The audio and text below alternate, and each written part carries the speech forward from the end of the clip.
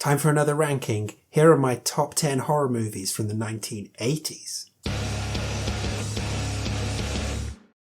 Hi everyone, welcome back to my channel. I'm Dave Musson, and this is a place where in this series I'm talking to you about horror movies in my Silver Scream series, but I also hang around these parts talking to you about Stephen King or recommending horror books to you in my book club. But as I said, we're talking horror movies this time, and we're continuing in the new series of rankings that I started last week with my top 10 horror movies from the 1970s. We're into the 1980s this time, and this was a tough one, trying to whittle it down to 10, my 10 favourite horror movies of the 1980s. Yeah, tough. So many franchises got started in the 80s, so many icons of the horror genre, and yet I think you guys might be surprised at how few of them crop up in this list at all. If any of them crop up, in fact. You'll have to watch to find out. But I'm going to go through my 10 favourite horror movies from the 1980s in a spoiler-free fashion.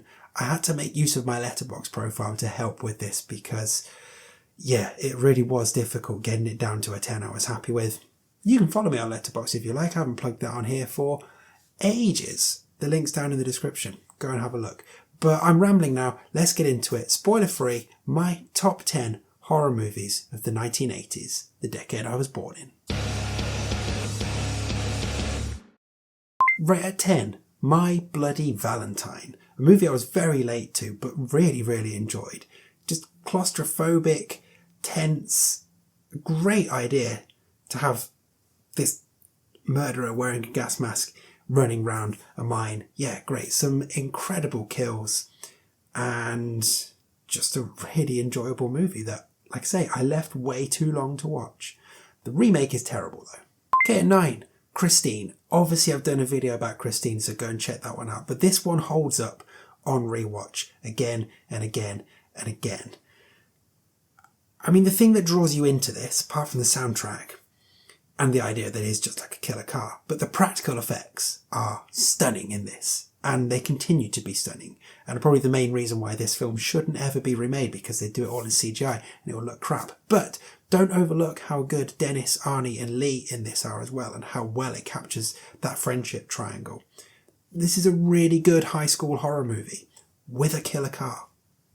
I mean, what more do you want? Okay, at 8, we're going into the Halloween franchise, which you probably won't be surprised by. And I was this close to picking Halloween 2. I really was, because it's a great film. I also like Halloween 4 a hell of a lot. But I've gone for Halloween 3. Season of the Witch. The one without Michael Myers. I know. And yet this nasty, weird little film just continues to get better and better each time with rewatch. The masks, the way that all pans out, the musical jingle, the sort of comic book element of it, I just love it. And I love the fact that it is such a unique entry in this franchise. Like, it's basically not part of this franchise, and yet it is, and it works, and I love it. So 7, The Changeling. Admittedly, this feels more like a 1970s film, but just about fits in the 80s. It's one I was late to again, but really enjoyed. Just this slow burn tale of horror, with some really chilling, creepy moments, and just an all-round excellent piece of spooky storytelling. The 80s is obviously known when it comes to horror films for its slashers and its pulp and its violence and its blood, but there's still a place for this slow burn ghost story type thing, and The Changeling does it superbly. Okay, at 6, kind of left field one this. Threads, which is a made-for-TV movie from the BBC from 1984, and one of the most powerful pieces of anti-war art I have ever seen. So this is a sort of mockumentary almost of what might have happened if a nuclear bomb had been dropped on England in the 80s, focusing on the city of Sheffield, where I went to university, in fact. And something that has a legendary status over here in the UK. It's only ever been shown on the BBC like 4 times or something.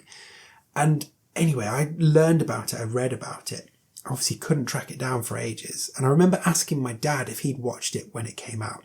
And he said he did, and then it scared him shitless. And when I finally got to watch it, which was on New Year's Day 2025, in fact, great way to start the year, just like, why not? The BBC had shown it over the Christmas break because, yeah, what else would you want to watch over Christmas? So it was on their catch-up service, and I finally got to watch it. So bleak, so harrowing, and incredible effects for a made-for-TV thing in the mid-80s. Goes on a little bit too long, but still something that really sticks with you from the moment you watch it forever. Okay, number 5, The Evil Dead. Again, I was close to picking Evil Dead 2, but this one just edged it out. I mean, what great fun. Just some iconic, bombastic, over-the-top, unhinged performances and moments. Wonderful practical effects, great gore, just silliness, scariness, fun.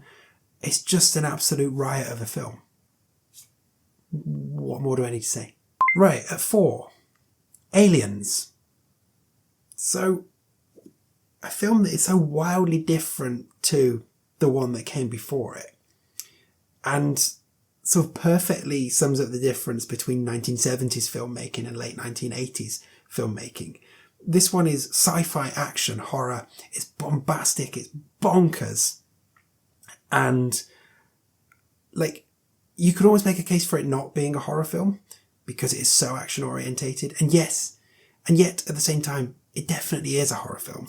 And it's just an absolute riot. Just combines a load of the best things about 80s films, like stupid action films, crazy horror, just bonkers entertainment. Fucking A. Okay, and number 3, The Shining. So obviously I've done a video on this one, you can check that one out if you like. So as a Stephen King adaptation, yeah, severely flawed, but as a masterclass in horror cinema, I mean, there aren't many that are better than The Shining. It is captivating, gripping, horrifying, terrifying all the way through. Yeah, I can see why some people might think it's cold, but the only coldness I get from it is the cold setting. It is just stunning as a piece of horror cinema. I actually once watched this over 3 nights. I was away staying somewhere and just didn't have enough time in the evenings to watch it all in one go. I tell you, watching The Shining over 3 nights is a very strange experience because you pick up on night 2 and you're like, was he that crazy last night? And then you pick up on night 3 and you're like, what the fuck is going on? But anyway, I digress. A wonderful film. Right, and number 2, you might be sensing a theme here.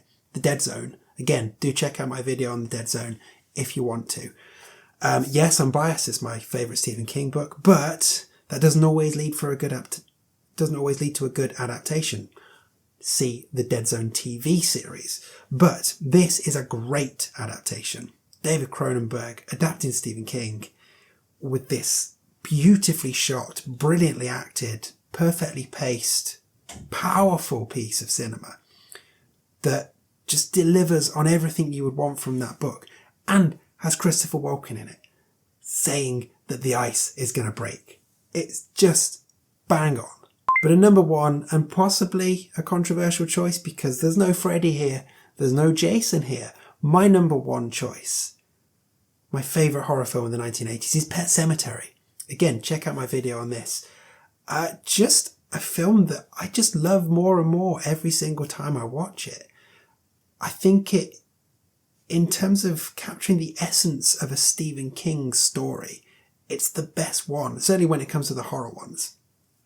I guess Stand By Me and Misery are probably objectively better films, but this is great. A wonderful cast, some incredible performances, and some of the most harrowing things you'll ever see in a film. Yes, it's very 80s, it's very pulpy, it's very camp, but that works for it. It works for the way it was shot. And knowing the story about how it was shot in Maine, it was a real boost for the local industry. If Stephen King worked very closely with Mary Lambert on this, it just has everything right. The tone, the setting, the cast, the style of photography, the pacing, the script, it's all so good. And it's at the point now where it's a comfort watch for me. Just like my top choice from the 1970s, I can stick this on and feel really cozy and have a great time despite what's happening on screen.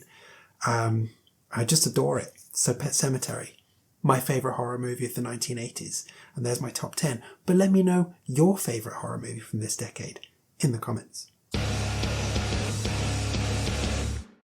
Okay, there we go. My top 10 horror movies from the 1980s. As I already said, let me know your favourite 1980s horror movie in the comments. I'd love to hear that from you. And, well, 1990s next, isn't it? Can you predict what my favourite will be? I mean, if you've watched my top 10 horror movies of all time, yes, you absolutely can. And can you predict the other 9? You'll have to wait a week to find out, won't you? Unless you're watching this in like 2 years' time or something, in which case you can just go and watch it right now. I'm talking nonsense, so let's do some plugs and then get out of here.